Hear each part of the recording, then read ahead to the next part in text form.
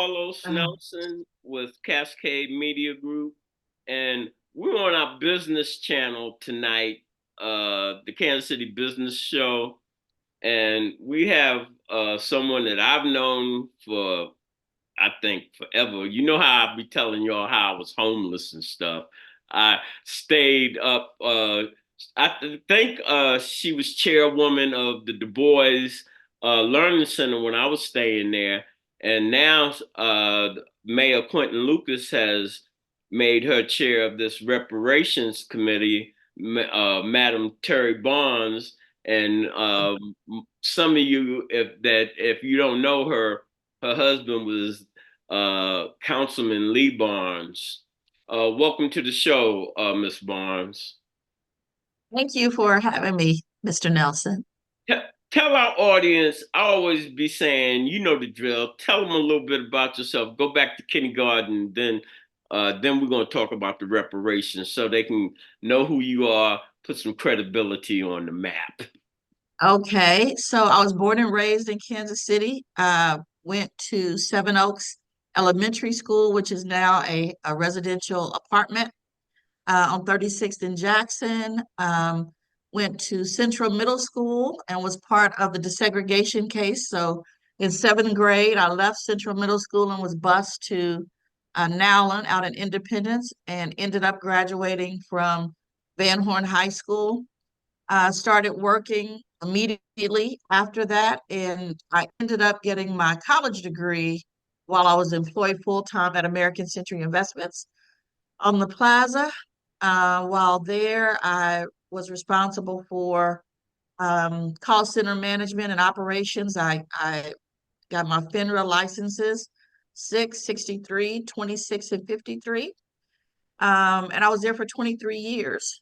During that time, I got involved in the community and started doing a variety of things around mentoring and started an organization in partnership with Tracy Warren called Tracy's Place. It was a mentoring and personal development nonprofit organization for girls. We did that for 15 years. And during that time, I met the folks over at the Du Bois Learning Center and got heavily involved in that. I was a volunteer there for a variety of different roles for 20 plus years. And what else have I done? I ended up retiring a couple years ago from the Federal Reserve Bank of Kansas City, and I knew I would return to nonprofit work, particularly interested in Black girls and women. And for the past 6 years, I've hosted Black Women Get Fit, which is a health and wellness event here in Kansas City. And we started an organization called the NIA Project that focuses on how do we improve the life and outcomes for Black girls and women. And last May in 2023, Mayor Quentin Lucas appointed me chair of the Mayor's Commission on Reparations. And he disappears.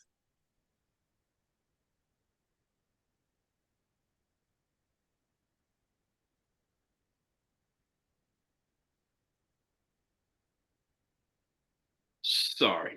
Let's talk about your involvement with the reparations committee and talk about how that came about. Well, you mentioned my husband earlier. Lee has been a member of the local chapter of the Black United Front for as long as I've known him. So although I'm not a member, I have been involved with that organization, with that group for years, and got to know Ajamu Webster and Mickey Dean and Mr. Dixon and Bill Grace very well Don't through my forget work at the about Du my Bois. roommate, Alvin Sykes. Alvin Sykes, right. So I Both was I of us was stayed very, in the boys at that time. yeah, so got really involved in this idea that Black people needed to have self-determination and be responsible for our own communities and not necessarily ask for support from anywhere else because we have everything that we need in our community. And the Learning Center, I thought, was a really outstanding example of that. And at the time, I wasn't very aware of what was happening in the nonprofit world. I was just part of the Du Bois Learning Center, and we struggled. I mean, we struggled to get money to pay light bills and gas bills. And again, I didn't really understand the nonprofit uh, world in Kansas City. I just knew that we weren't getting a lot of money.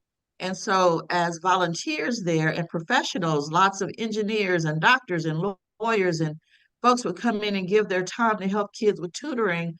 Um, but we never really got a lot of support. And it's interesting because as I look at that experience in hindsight, if I knew then what I know now, I would have been calling out Black folks all over this community because now I understand it didn't make sense at all that our own community didn't step up to support the Du Bois Learning Center.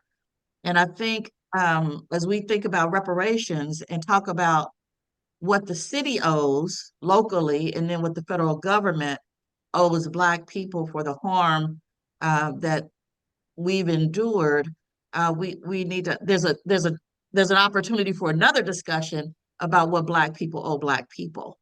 Um, So what I want you to do is tell how the uh, committee was formed, and what. yeah, so it's a 13-member committee, and the KC Reparations Coalition, which Mickey Dean led, and Janae Relaford is the current president. They worked on this. I think that committee was formed, or that coalition was formed in 2020.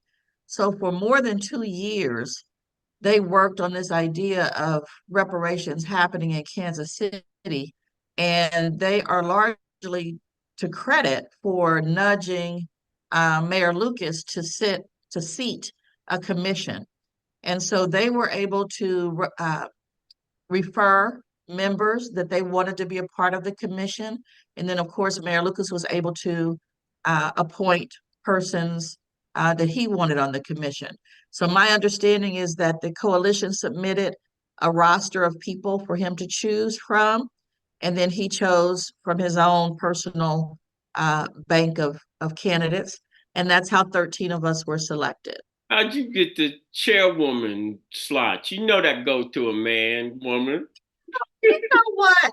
You did ask Mayor Lucas to explain. It's like, how did I get the slot? And to be honest with you, it was very concerning because we have a lot of experts on the mayor's commission to represent the different harm areas, and I didn't feel like I was an expert in anything. You just gave Um, your expertise in that intro. I've been in the well, community forever. I well, don't know what the other people was expertise is, but boots on the ground is what I know about. well, and I think that that was part of it. I think that the value that I bring as chair of the commission is that I have had many years of experience on the ground in the community and have a strong sense of what the needs are and a connection to some of the people working on some of the most difficult issues that we have. And hopefully that I can give a unbiased lens to the work that we have in front of us because it's going to be a lot of hard work in front of us. How are y'all going to do this work? I know time is money. What kind of economics is being put behind this? Yeah, so I am excited to tell you, sir, that we put a budget in front of the mayor back in December of $510,000.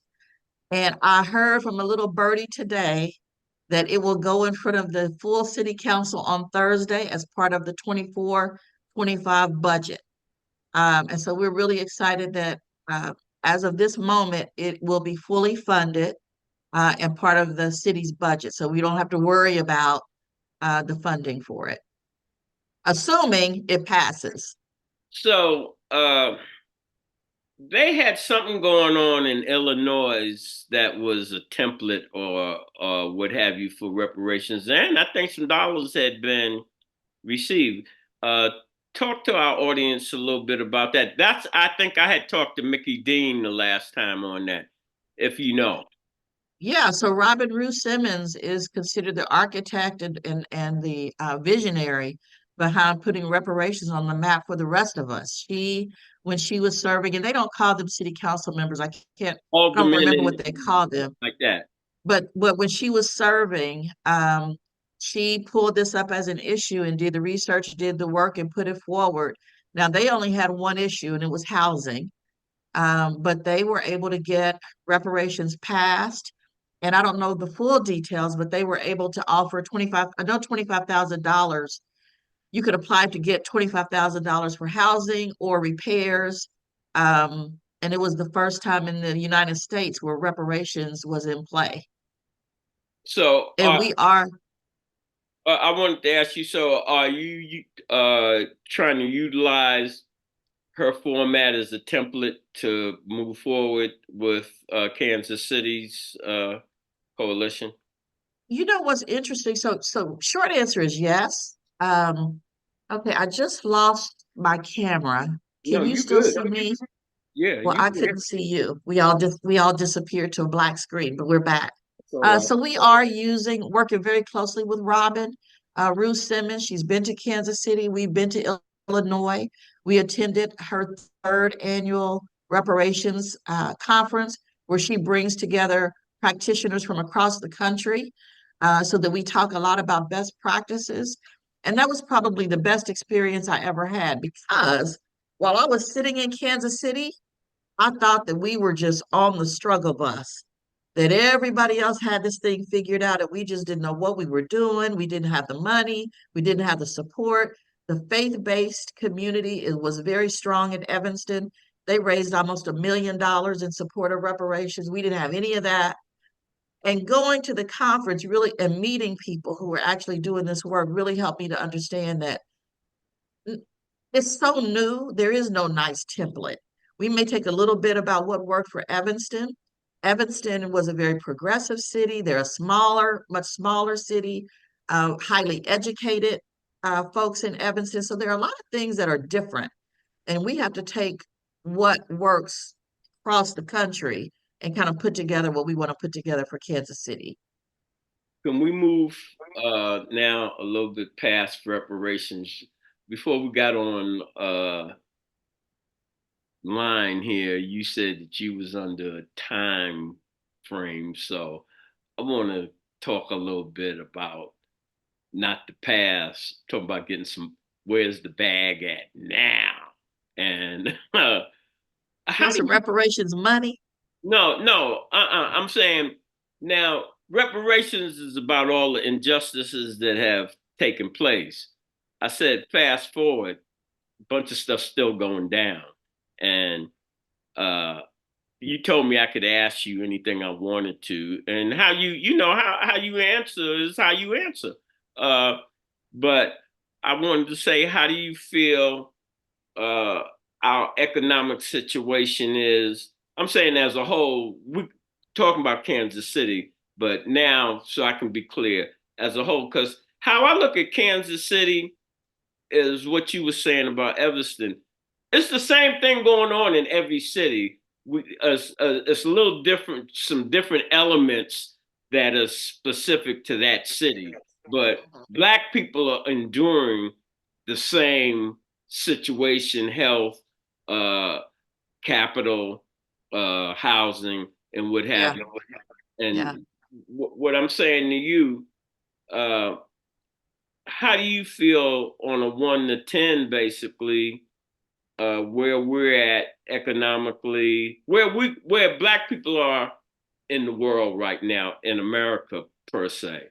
1 to 10 on our living standard, on our outlook on where we can go, where our kids and great grandkids. Describe how you see uh, where we're at. And because I think all that comes into the calculation, a three of the reparations, what it takes to make us whole. Or am I wrong You on that? know, so first of all, I just want to, when you say reparations to make us whole, that's the goal. But remember, that's not going to happen until we get federal reparations. I want to be very clear that what we're doing in Kansas City is better than nothing. But in order to get repair and to make, and you can't make us whole. But in order to do what we really need reparations to do, it's transformative for our people and for our communities. That has to be at the federal level. So I just want to make that clear. So if anybody in Kansas City thinks that when we finish this 18 months, they're going to get a check in the mail for $50,000 a piece for every family, probably not going to happen.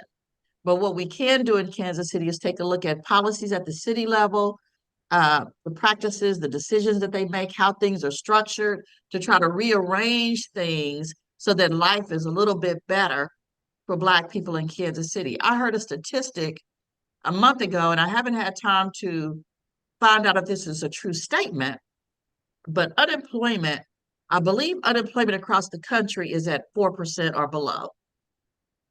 I heard a statistic that east of Troost, for Black people, that statistic is 30%. I don't know if that's true. If that is true, we, we know we're in a crisis. We know we're in a crisis because we can look at the violence in our communities. We can look at housing and the fact that people can't afford housing and decisions that they're making as a result of not being able to afford housing, making choices between paying bills and doing other things. Um, Economics, again, if that 30% is right, we know we're in trouble. Health, I think I read an article just today about a sister dying either in childbirth or I immediately. seen the cheerleader from the Kansas Yes, City Chiefs died in I would, I would, childbirth. I would, I read that very quickly, so I don't know if that was related to, it could have been a But I pre-existing read, situation. cutting you off, I read, well, didn't read, don't say I read. I seen news broadcasts that Black women are one of the high, if not the highest rate on this birth fatalities. It's a crisis. Yeah, it's a crisis.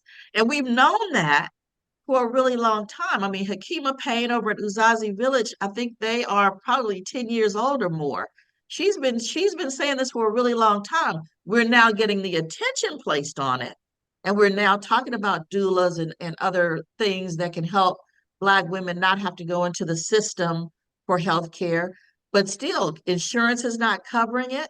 It's not like it's not like it's a an option for all of us. All right, this is So what I want to cut you we've off got some real while it's on problems. my mind. You mentioned something that was key. Uh, you were talking about policy, changing policy, and what have you. Mhm. And I didn't want to interrupt you then, but now we can rewind. Do you really think our community understands uh, what makes actual changes? What actually have us hemmed in? Do you think they understand it's the law, basically, and Absolutely, absolutely not. and who you give your money to is who you give your power to? You know, I talk to you, and I've screamed to the top of my lungs about the NFL and Mhm, they're racist, and I love mhm. the love for the Chiefs, the all of these teams, but uh those same owners are the ones that are controlling the Congress, controlling the Senate, that Yeah, have you in a bind. So yeah. how could you spend your money supporting something that is handcuffing you? And that's where I'm saying, do we understand? And as I said, I've been saying this to different ones, and they act like I'm a killjoy. But I'm like, how can I be a killjoy and you supposed to be representing us? And You this are is a killjoy, sir. You are a killjoy. Let me just say this, but this is why I say it. Do do I believe our community understands? Absolutely not. Our community doesn't understand. Our community is in a crisis, and our community is trying to figure out how to survive every day. They're trying to figure out how to make enough money to pay the bills, how to take care of kids. Our kids are not reading at reading level. That's why we that's why we vote for people to represent us, so that people who have time, because that's why we elect you, you're supposed to read all those details and understand what's really happening. So guess what? You can come back and help me as a mom who's over on 34th and Kensington, which is where I grew up. That's who's supposed to help us. So I don't I don't blame people for watching football. I don't blame people for getting their hair done and their nails done. I don't blame people for doing the things that they need to do to bring a little glimpse of joy into their lives. I blame leadership.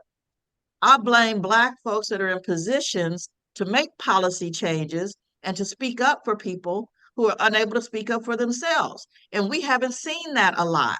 We see folks show up when it's election time, but we Well, don't that's the see usual people. suspects. As I talked to you off camera, that that's how I feel.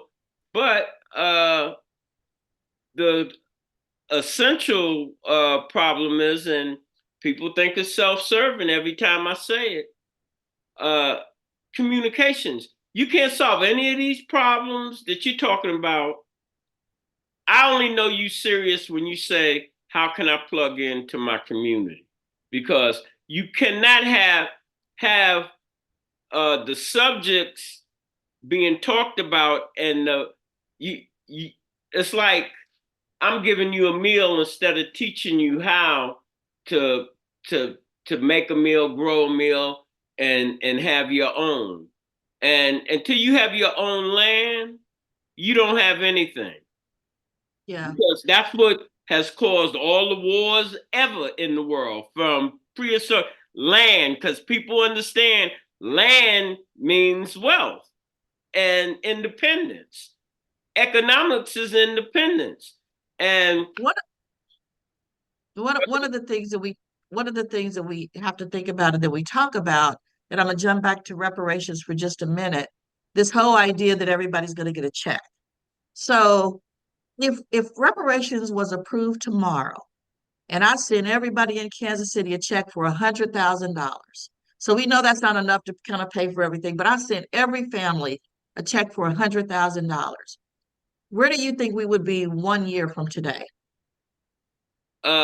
with a bunch of Because sneakers, a bunch of tennis shoe wearing people, and well, uh, not even that. I guess the point I'm trying to make is we don't own anything. So if you give me $100,000, I'm going to put it back into the economy, and it's not my economy. It's somebody else's economy because we don't own anything. So even if I want to buy tennis shoes or get a new refrigerator or buy a new house or whatever it is, that money will be spent back into an economy that does not respect us and does not include us in any significant way. Now, I don't know how to solve that problem. It won't be solved in my I just lifetime. said you can't solve. This is So, where so that, you so can't that's, solve so any let me problem. finish, Mr. Nelson, let me finish my point. Okay. So my point is, I can't go hardcore with some of these folks who are saying we got to have our own land, we got to have our own food distribution system, we got to have our own, because I don't know how you get to that where it's yours and it's enough to feed communities and neighborhoods and families. So in my mind, there has to be a middle point and there has to be several things happening at the same time. I'm not opposed to government giving out land and supporting farmers and doing whatever we need to do to build that capacity, but I don't know how that happens enough to take care of a whole community of people next month. So there has to be a bridge to get to those things. And there's some really urgent things that we need right now, like how about healthcare? How about everybody get access to quality health care? How about every kid get access to a But that's quality not going to education? happen. This is all my What they're conversations go like this. It's so not what going to happen. You say you don't know.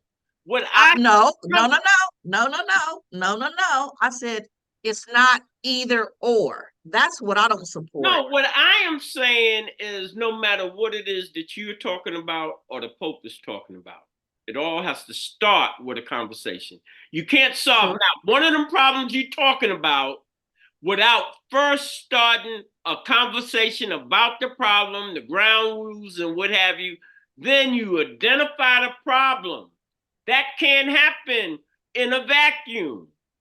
Mr. Nelson, Now hold it. Now I'm are you, going back. no, I'll let you finish. Let me finish. Are you not aware that this whole city has a plan to address violence?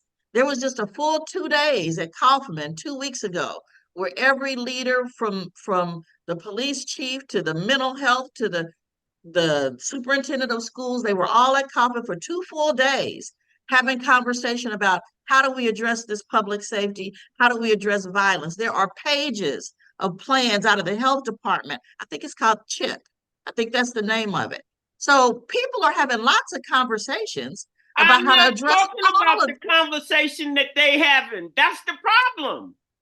They having Okay, all these individual conversations. Black people, the black would-be leadership has to sit down and say, we're not plugged into our community. Everybody, we don't own anything. We don't own the networks. So whatever they're putting out, our community is absorbing. So and you we do gotta know. drive our community, just like when they started black newspapers and publications, because we realized the information we were getting was coming from a tainted source. Mhm. So I don't care whether it's healthcare, whatever. You've got to sit down and say, this is what we have to do collectively. How do we bring our community together collectively? Where did So you say you met? You met at the Kaufman Association. You met at Kaufman the Foundation. But Kaufman, wait, so the, what you the chamber. You meet at your place. That's one thing that really drew me to Du Bois Learning Center. And I Leon, agree.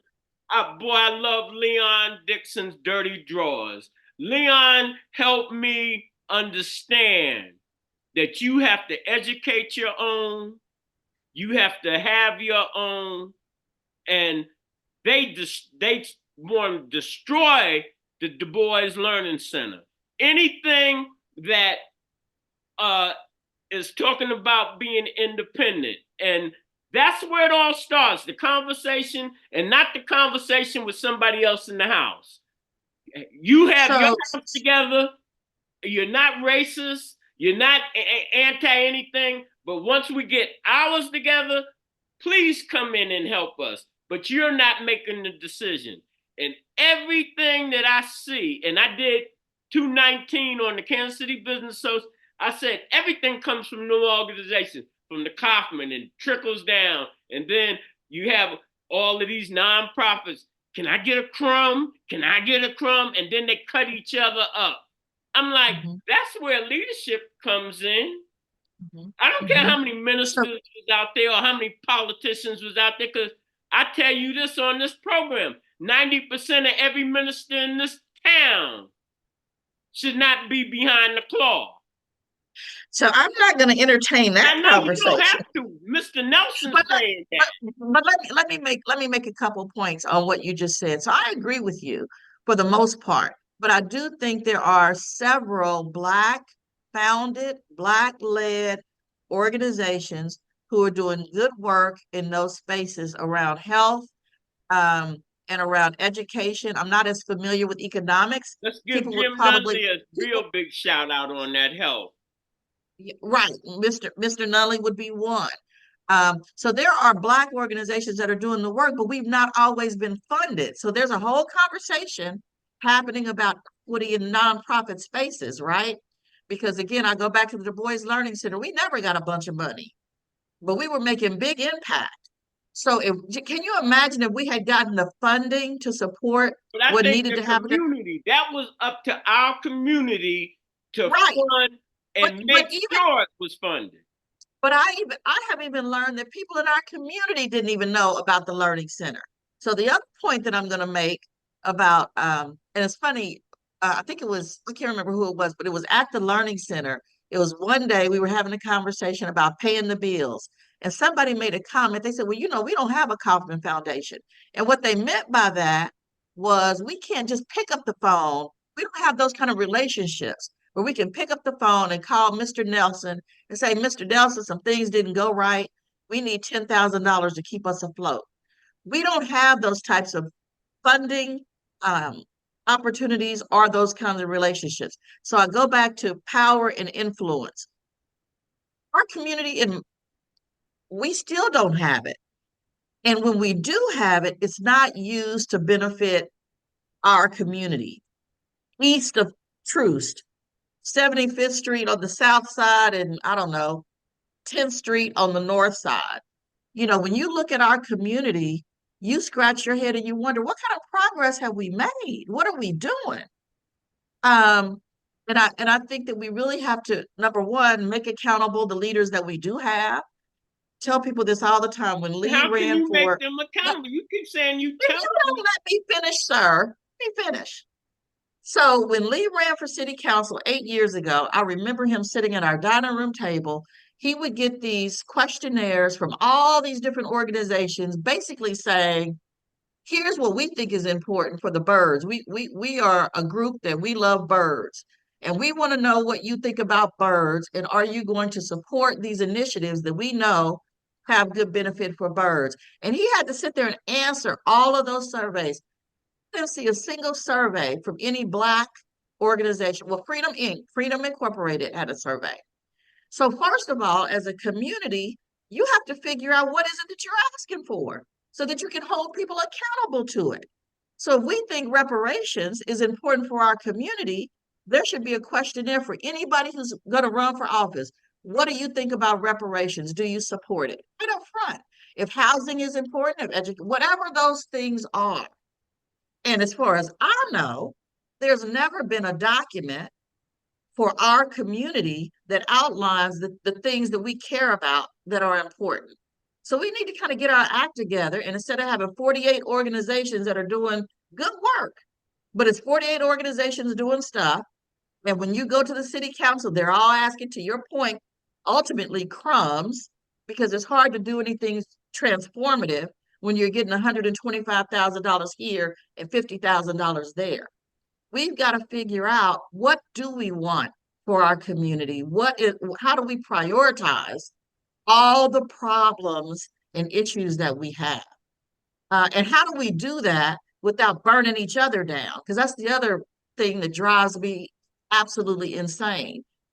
When we start throwing out names and throwing folks under the bus and none of us have anything, we've got to figure that out. I don't mind throwing them under the bus. I would Well, you throw them probably have perfectly good I would reason, sir. throw them out the window because You probably have good they are reason. no use to our community. Uh, They're what? Oh, of no use to our Let me community. say this: as I said, everybody does everything, and it's all good. But our community is in bad shape, and uh, the people that we've listened to, I go with the politicians and the ministers.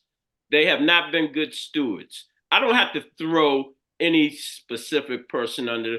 Everybody in the Black community knows what's going on. I'm saying the illiterate, everybody knows that we're not being represented. But you can see a lot of smiling faces with pictures. Look at, I'm at the baby, got the baby. I gave some milk to somebody and I did this and all of this. And we do not have representation. And that's a bad thing. And you got to talk about that. Like people be like, the white people, the white people. The white people don't want to talk about issues. That's why you got this reparations. They don't want to hear about what they granny and great granny and that they still doing. Because where I sit in this media seat, I have for the last 10 years, different people have said, I started at this job and then I trained this young white people. I've been there 10 years and then I train them and then they move up and they make more money. I'm saying that's the system we live in. And Sure. pull it. And it's benefited the top 1/3 of our community, the ones that are educated, the ones that have 750 or more credit rating. Score. Yeah, and all that. You know all of this. I know all of this. But that is the class that is supposed to be the engine for our community. That's right. And do you see that class on 31st and Prospect inside of our organizations and inside of our groups making very bold commitments I think about, and I want to be really careful because I'm really not trying to throw folks under the bus, but I think about Be a our name, I throw attorneys. him out the I window. think about our attorneys because attorneys have a unique skill set, right? They know how to manipulate the law. They know how to read policy. They know this tax that everybody's fighting about right now about the Royals and the Chiefs that is uber confusing to most regular folks. You just don't know what to do, but you hear these sound bites. I would love to hear from one of our attorneys, somebody who really understands bonds and community benefit agreements, not the sound bites, to Only respect one I me as an. trust is the If deacon. you don't let me finish my point, You said sir, attorney. Do you know him? who? Deacon. He's now got a Dean position over. Claiborne? I thought he was at housing at HUD. Well, no, this lawyer. He's been on the show. He just got appointed to a major thing with housing and what have you. And the things you're talking about, uh, Kim Randolph was what somebody was telling me. Oh, personally, Kathy Kathy personally, personally. she was telling me that he had just been appointed and had this position and what have you to do exactly. And he just was in a meeting. Why interrupt you? He was in a meeting with some housing people talking about what you just was talking about earlier in the week. I seen a video. My point is, it would just be nice to have somebody that has expertise that can tell me, like an NPR kind of thing. I don't need you to put your opinions and your bias. I'm smart enough. Tell me what is being proposed and how that benefits me as a citizen, and how is it unique or different than how these things are put together. Is there something significantly missing in a community benefits agreement? Do you normally have all this information up front, or do you normally get it after the fact? There's so much fighting and these little sound bites. And again, in my opinion, we've lost our leadership. So the people that are out here having these fights and screaming matches, I don't know who these people are. So I don't necessarily trust what they say. I just see them out there fighting. So I would love to have just somebody talk to me and say, this is what it is, this is what's being proposed, this is this is what makes it great, and here's some things we need to be concerned about. And the decision. But it just seems that we can't, that just doesn't happen. Who makes the decision? This is the problem I feel. These decisions are being made without understanding by the general Black community. That's all I'm Correct. saying. And that Correct. has not, uh, because I'm in media and I see the pictures in the schools. I've had to do it with my media classes, look at the kids and what have you. But Nelson, what I will say is I have heard, because, and I'm going to call out her name because I think it's okay. I saw where Laura McDonald and her team were at the table. My understanding is they were at the Oh boy, table she's a for bulldog. these conversations for the past year, and they left the table. So I heard that. So my question, quite frankly, is how do you get invited to the table? How do you get to be part of that? You're probably part of an organization or a group like Moore Square, because this is the type of work that they do. Who else was at that table? And and maybe it's me. I didn't hear a thing the past year. Why did We she heard about leave? how. Why did she leave the table? Well, I mean, clearly they left the table because they didn't feel like they were getting whatever it is they expected to get. But to me, that's where the communication comes in, because clearly the Royals presented what they thought was fair. Clearly, the other side didn't think it was fair. As a taxpayer, just let me decide. Tell me what was proposed and tell me why you didn't think it was fair. But see, we don't get any of that. All we get are people out here screaming and kicking, and people spending millions of dollars on TV ads that Patrick Mahomes is on going, vote for it. And I just think that's a disservice to our community. I think it's a disservice to the process. And I hope that as we go forward, we get a little cleaner. And maybe Channel 19, Nick Haynes, I know you did the thing at the library. I missed that. But the little bit that I caught from it, it still wasn't clean. Just tell me what it You see is. who was at the library? When you looked at that crowd, how many people did you see look like us there? I heard there were 20 of us there. Oh, dang! You could even count. They had 10,000 people, but you got a solid 20 black But, there. but let me also say this. I think one of the reasons you don't see Black people as engaged as you'd like to see is because we have been bamboozled time and time and time again. And people want to do these vote campaigns and get people registered to vote. This is a very unpopular opinion. Understand why people don't vote because it is 2024. And we are still having conversations about food insecurity and safe neighborhoods. And we are always threatened. If you get that other person, if you don't vote for this, these things are going to happen. And it has just been a mess year after year, voting cycle after voting cycle.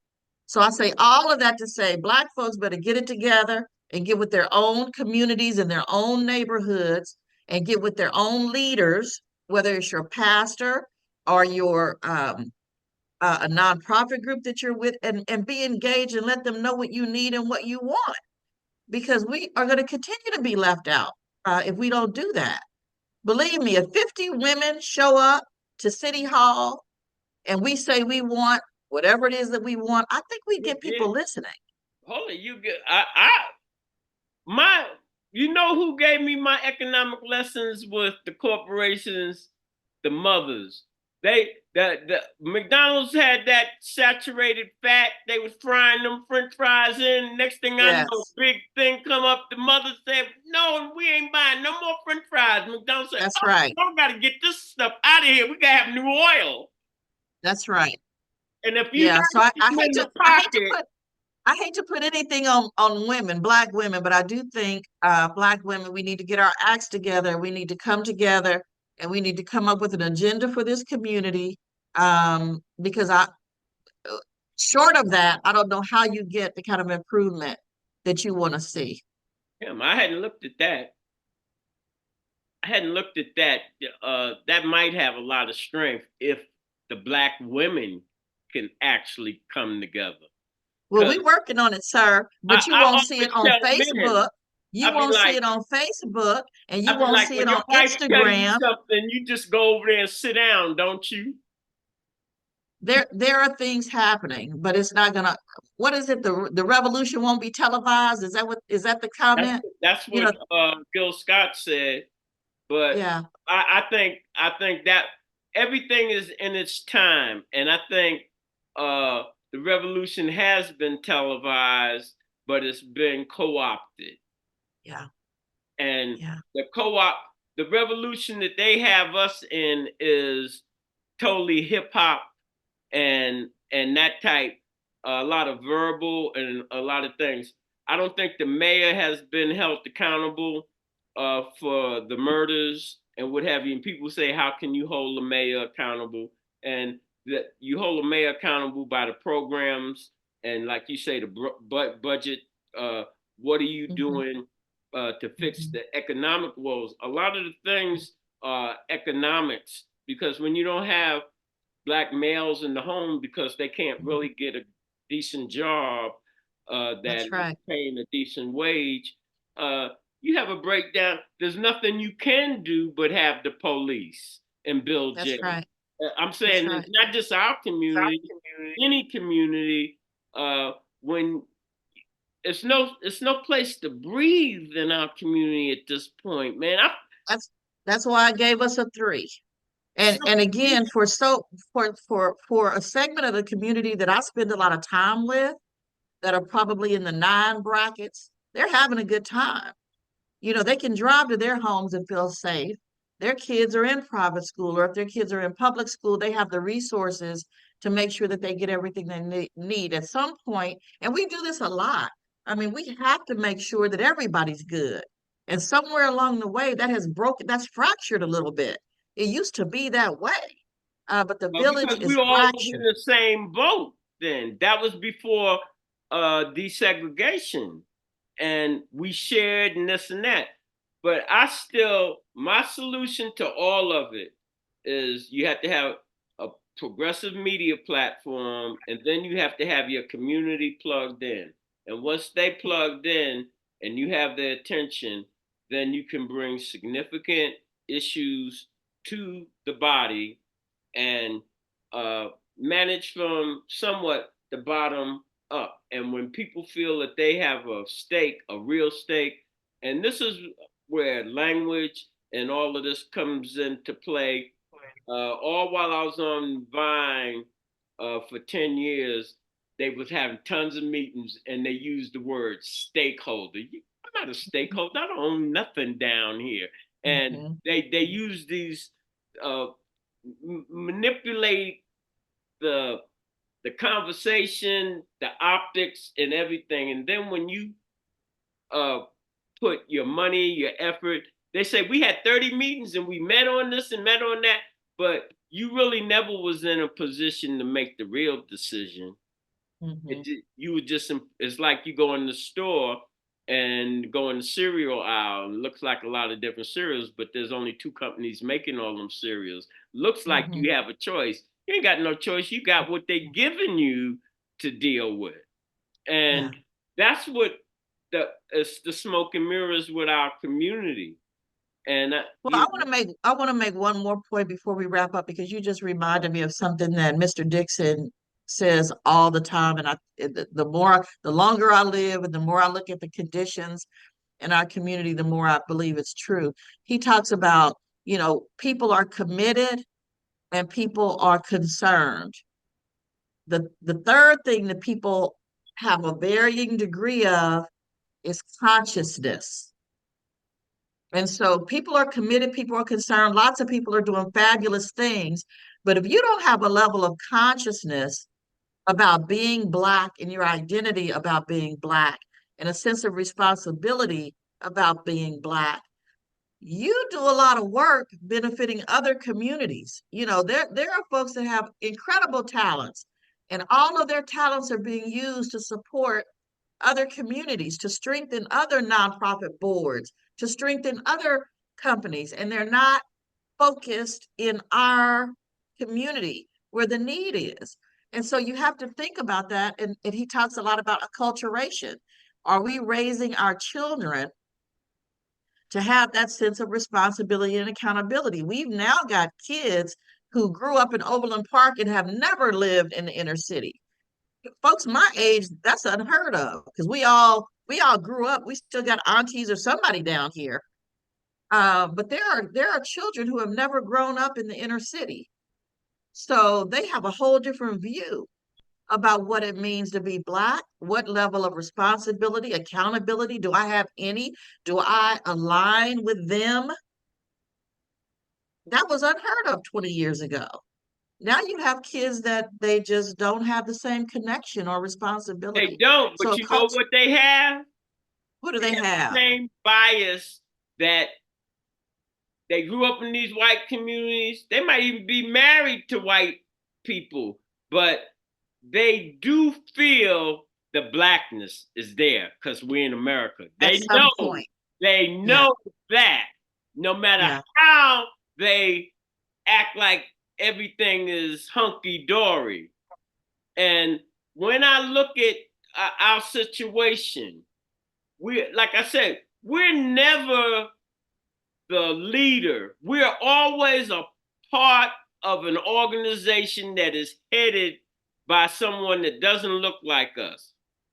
Mhm. And until we can embrace ourselves, and if we only have $3 a piece, put that together and have six. And whatever we can buy with six that can make it go into nine, that's what we got to do. And we're not doing that now because of what you said, where the kids are growing up.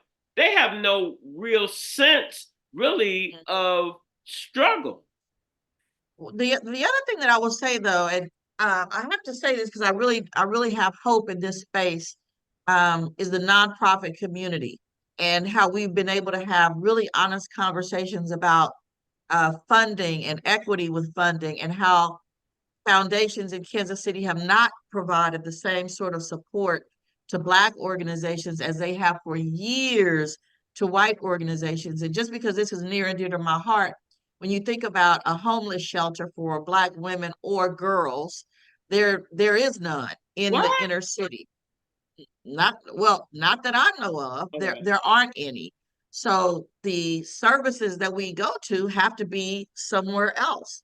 And so I feel like the foundation community is listening. I think the business community is listening. And if you take a look around Kansas City, you will begin to see a lot of the top spots are filled with people of color, which is, or I should say Black people. I don't want to say people of color, are being filled with Black people. And so that is heartening. And we want to continue to see that shift because it doesn't do you any good to put a leader in place if you're not going to ask the question, who are our vendors? Where do we spend our money? Um, let's take a look at the budget and lay it out and find out how many people of Black folks do we have that we're giving our money to? How many Black people are on our leadership team? How many Black people are on our board of directors? And we're finally at a point where a lot of companies are having those conversations. So again, it doesn't happen overnight. And you do live in Missouri. Don't forget, you live in Missouri. So we are a red Clarify that. state, but we don't even have Some of we don't even our have control. audience don't know what that means. We don't even have control of our own police department. I think that's what I No, believe. We may be historically the only about city in the Missouri. country.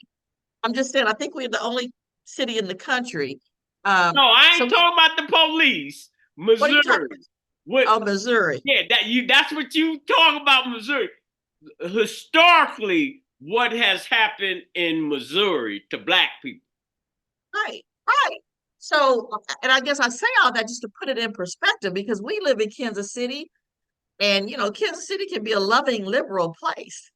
But when it comes down to laws and policies, and you look behind the scenes, it's very This money. I would. I'm not going to call him. Somebody said something to me that I really have a lot of respect. I don't mind saying it. The person, he said the mayor was a coon, and I said, and then after that person, I have a lot of respect. Then I got the next day I got on Facebook and seen uh, the guy Chris that owns Ruby Jeans. He didn't.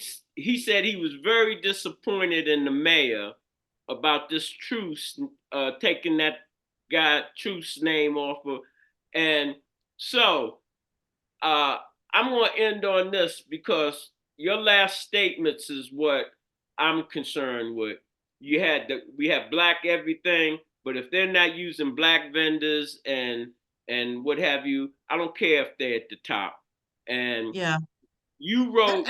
I want to end with two things. One is, in my opinion, it is not helpful to name call because whether you like it or not, whether you agree or not, he's the mayor, and I I I, I I said just don't see. somebody said that.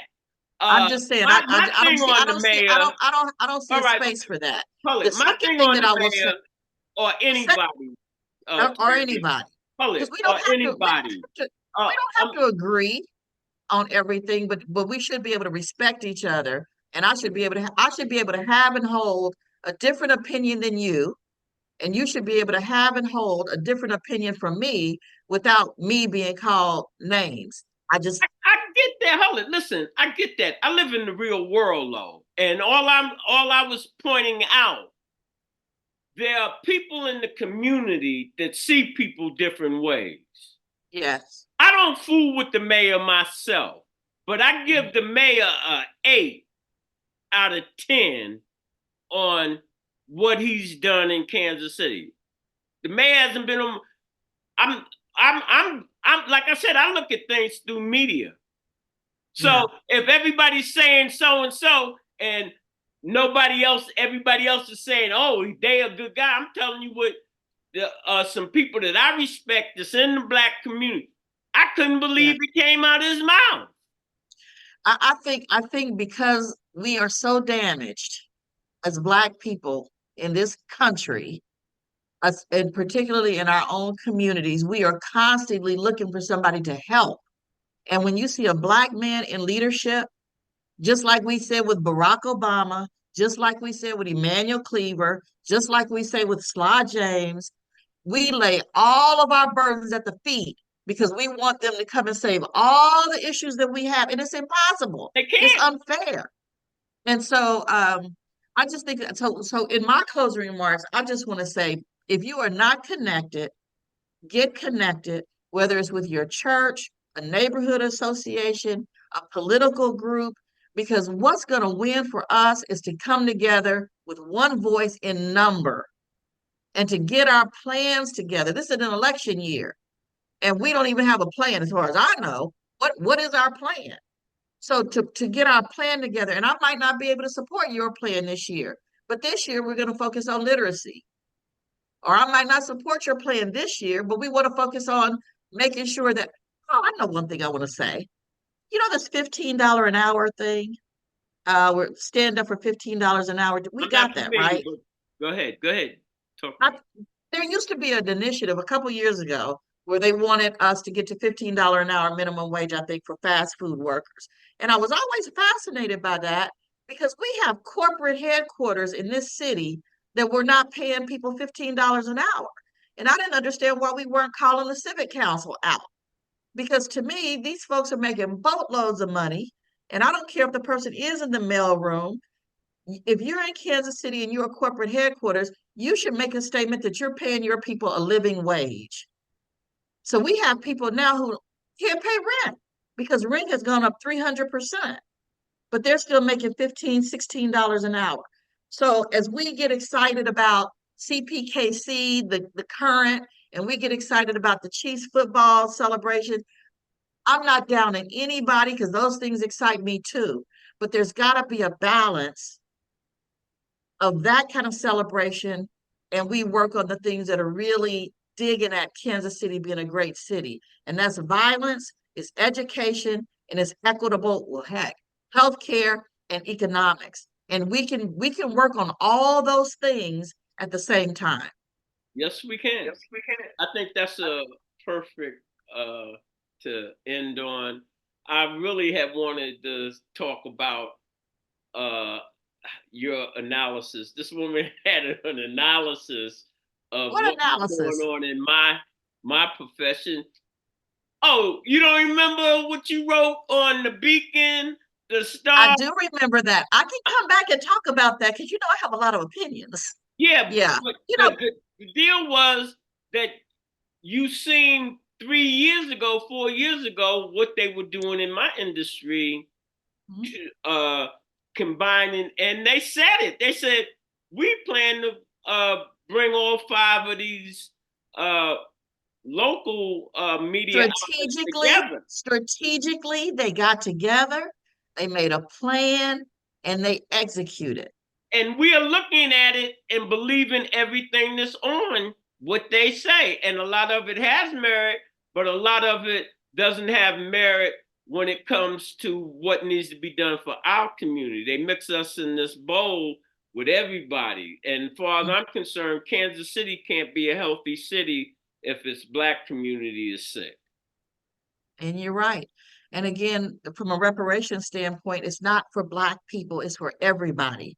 Because if you address the repair, if you focus on that for Black people, it'll benefit the entire Everybody. our entire Right. community. So as we first, I'm gonna give you a little something because this is how Jim Watts always closed, and this is real. It was a plum pleasing pleasure having you on the show tonight, Madame. Well, But thank as you for we always, inviting me.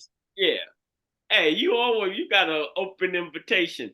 Hey, people, when we was on Skid Row and about to go out of business, Miss Barnes said, "No, y'all can't let Nelson go out of business," and raised me a couple of $1,000. And her husband wrote me a big $500 check, and she made a bunch of other people about 1,500. I'm talking about on the spare of the moment, and I Well, always grateful. I think what you do is important, and I don't think it's valued enough in our community. We don't have a clear pipeline of communication.